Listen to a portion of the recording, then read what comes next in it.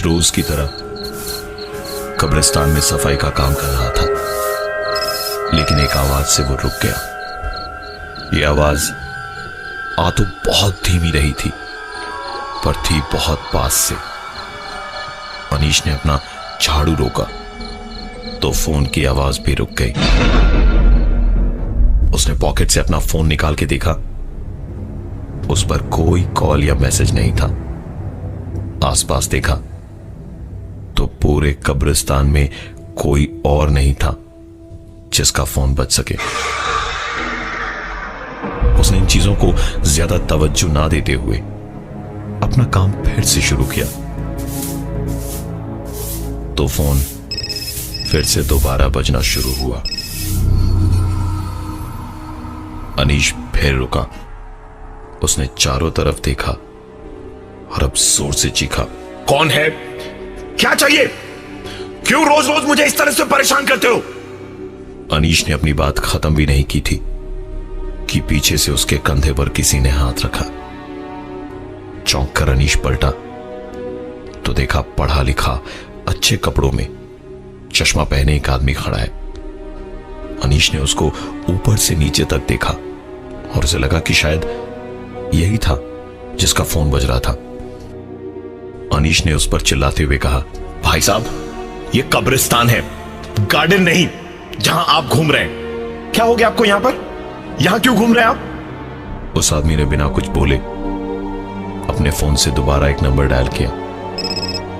दोबारा धीमी सी फोन बजने की आवाज आने लगी जो कहीं पास ही थी, पर समझ नहीं आ रही थी कहां। अनीश दोबारा बोला, आपका दूसरा फोन यहां कहीं गिर गया है? मैं ढूंढने में मदद कर दूं क्या आपकी? इतने दिन से ये फोन बजता ही रहता है। इस बार उस आदमी ने एक गहरी सांस लेते हुए कहा,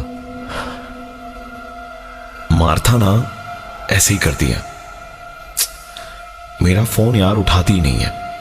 जब से यहां उसको दफन किया है बस उसे फोन करता रहता हूं, लेकिन उठाती नहीं है। अनीश ने पूछा, क्या मतलब? उस आदमी ने आगे बताया, दरअसल मैं और मार्था फेसबुक से दोस्त बने थे। वो यहां कोलकाता में रहती थी और मैं वहां मुंबई में। हम दोनों ने ट्रेन पकड़ के बीच रास्ते यानी कि बिलासपुर में मिलने का प्लान बनाया था। मैं तो वहां टाइम पे पहुंच गया, लेकिन यहां से उसकी ट्रेन तो पहुंची पर मार्था नहीं पहुंची। अनीश ने पूछा कि ऐसा क्या हो गया कि मार्था नहीं पहुंची।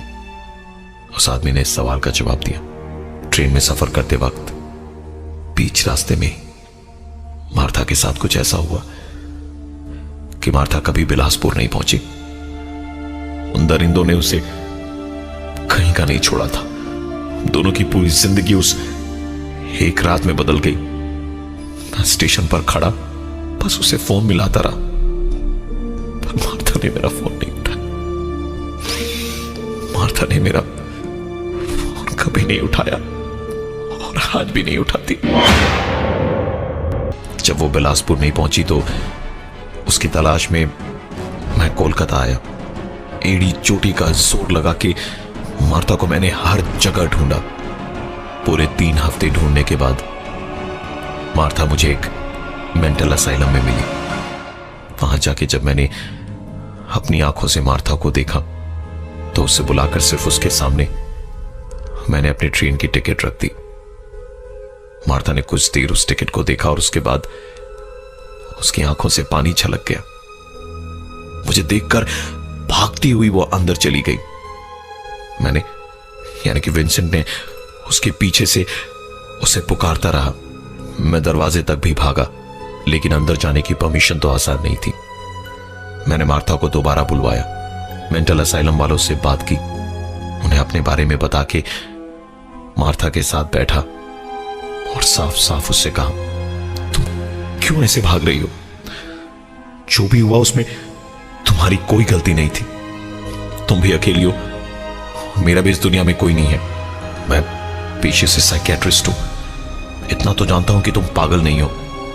अब रोना धोना छोड़ो और जो कुछ भी हुआ उसे पीछे छोड़कर मेरे साथ चलो।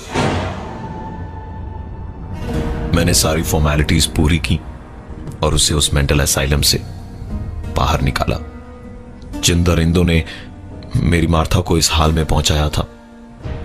मैंने उनके खिलाफ उसके साथ मिलकर केस किया, मार्था की देखभाल की और केस की सुनवाई के बाद मार्था को लेकर मुंबई शिफ्ट होने की पूरी तैयारी भी कर ली थी।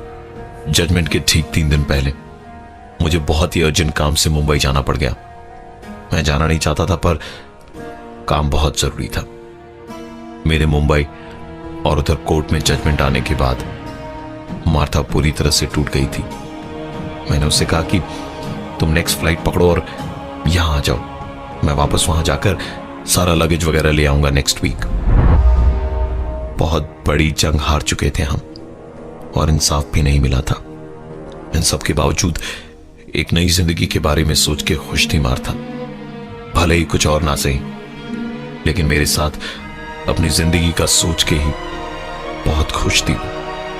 मुझसे बात करते करते वो इधर आ ही रही थी कि मैंने जो सुना वो रोज मेरे सपने में आता है और मुझे सोने नहीं देता। हेलो, हाँ विंसेंट, हाँ मैं आ रही हूँ, वेट फॉर मी। हाँ, आई लव यू। एक एक्सीडेंट में मार्था मारी गई। मैं मुंबई से वापस कोलकाता आया और मार्था को यहीं दफनाया जहां से तुम्हें फोन के बजने की आवाज आ रही थी। मैंने मार्था को उसकी सारी चीजों के साथ यहीं दफनाया था। देखो ना, मैं कब से उसे फोन किए जा रहा हूं लेकिन वो उठा ही नहीं रही। कभी कभी वो फोन उठाती है तो मैं उसे अपने पूरे दिन की बातें बताता हूं। अनीश इतनी देर तो नहीं, पर ये सुनने के बाद पूरी तरह से चिढ़ गया था और गुस्से में बोला, हाँ साहब, अरे सही कह रहे हैं आप। मैं अब समझा कि मेरी नींद क्यों खराब हो रखी है।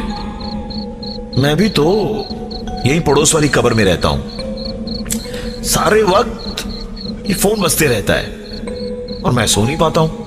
अपनी मैडम से कहिए, मार्था मैडम से, कि फोन ना जरा साइलेंट मोड में रखा करे। आप पागलों के डॉक्टर नहीं, खुद पागल हैं। मर गई आपकी मार्था, अरे भूल क्यों नहीं जाते उससे? फोन करना बंद कीजिए अब।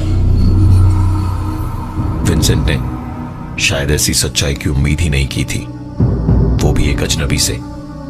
पर विंसेंट अपनी बात पे अड़ा रहा कि कब्र में पड़ी मार्था उससे बात करती है और ये सारी चीजें सिर्फ वही सुन सकता है, कोई और नहीं। अनीश ने उससे साफ साफ कहा, भाई ऐसा है कि रात बहुत हो गई है और तुम्हारी बकवास भी, चुपचाप यहां से निकल जाओ। मैं कोई कब्र उम्र में लेटा हुआ इंसान नहीं हूं, मैं इस कब्रिस्तान का चौकीदार हूं। तुम निकलो तो ताला लगाऊं गेट पे। वैसे भी अभी एक फ्यूनरल के लिए लोग आएंगे तो सबकी एंट्री करनी होगी रजिस्टर में। फालतू की कहानियों के लिए मेरे पास में बिल्कुल टाइम नहीं है, चलो भागो यहां से। विंसेंट ने अनीश की बात सुन के मुस्कुराते हुए कहा, वो देखो, जिस फ्यूनरल की तुम बात कर रहे थे वो आ गई है। तुम यहां के चौकीदार हो ना, बस मेरा एक काम कर देना, मार्था को जरूर बता देना कि मैंने, यानी कि विंसेंट ने उन दोनों आदमियों को मार दिया है। और मार्था के बगल वाली जमीन में इस आते हुए फ्यूनरल के कॉफिन को दफनाना प्लीज। मैं बहुत दूर रह लिया मेरी मार्था से, जिंदगी भर दूर रहा। अब सुकून से उसके पास लेट कर सोना चाहता हूं मैं।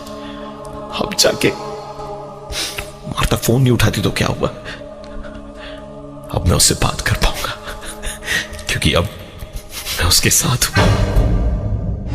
अनीश ने गेट की तरफ देखा और फिर पलटकर विंसेंट को।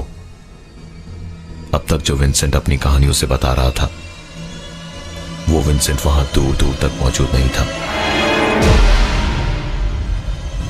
जो फ्यूनरल आया वो विंसेंट का ही था। अनीश की समझ से सब कुछ परे था, क्योंकि इस तरह की सुपरनैचुरल चीज उसने आज से पहले इस कब्रिस्तान में कभी भी महसूस नहीं की थी।